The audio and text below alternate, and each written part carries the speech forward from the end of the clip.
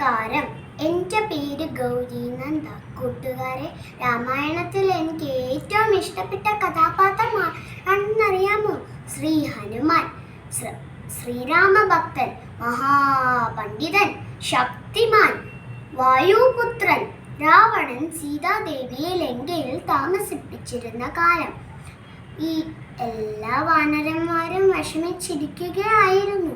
ഈ മഹാസമുദ്രം ആരാണ് ഈ ചാടിക്കടക്കുക? അപ്പോൾ ജാംബവാൻ പറഞ്ഞു, ഹനുമാൻ, നിനക്ക് മാത്രമേ ഈ മഹാസമുദ്രം ചാടിക്കടക്കുകയാൻ പറ്റുകയുള്ളൂ. നീ അത് ചെയ്യണം. ഇതെല്ലാം കേട്ട് ഹനുമാൻ തൻ്റെ തല കുനിച്ചു വണങ്ങി. ഹനുമാൻ തൻ്റെ ശരീരം ഒതുക്കി, വാലുയർത്തി, കൈകൾ നിവർത്തി, കണ്ണുകൾ മുകളിലേക്ക് നോക്കി ഉറപ്പിച്ച് ആത്മവിശ്വാസത്തോടെ ഒറ്റച്ചാട്ടം ചാടി. ഒറ്റച്ചാട്ടത്തിന് ലങ്കയിലെത്തിയോ? ഇല്ല. അതാ വരുന്നു സുരസ, വഴിമുടക്കിക്കൊണ്ട്, നാഗങ്ങളുടെ മാതാവ്. ഈ വഴി പോകുന്നവരെല്ലാം എൻ്റെ വായിലേക്കാണ് കയറുക എന്ന് വായി പുളർന്നു വന്ന സുരസ പറഞ്ഞു. അപ്പോൾ ഹനുമാൻ പറഞ്ഞു, ശരി, എന്നെ വിഴുങ്ങിക്കോളൂ. പെട്ടെന്ന് ഹനുമാൻ വലുതാകാൻ തുടങ്ങി. ഹനുമാൻ തന്റെ ശരീരം വലുതാക്കി കൊണ്ടുവന്നു. സുരസ തന്റെ വാ വലുതാക്കി കൊണ്ടുവന്നു.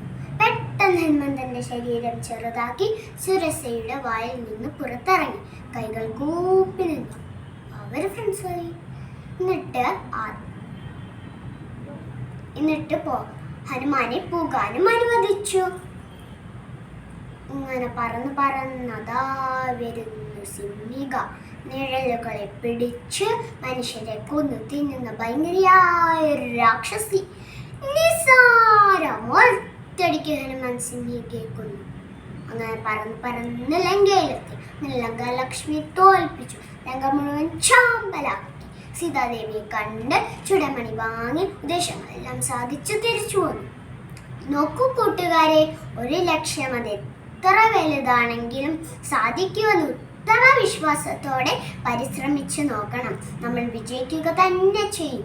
ശ്രീരാമഭക്തനായ ഹനുമാന്റെ ഉത്സാഹവും വിശ്വസ്തതയും നമുക്കും മാതൃകയാക്കാം. നന്ദി, നമസ്കാരം.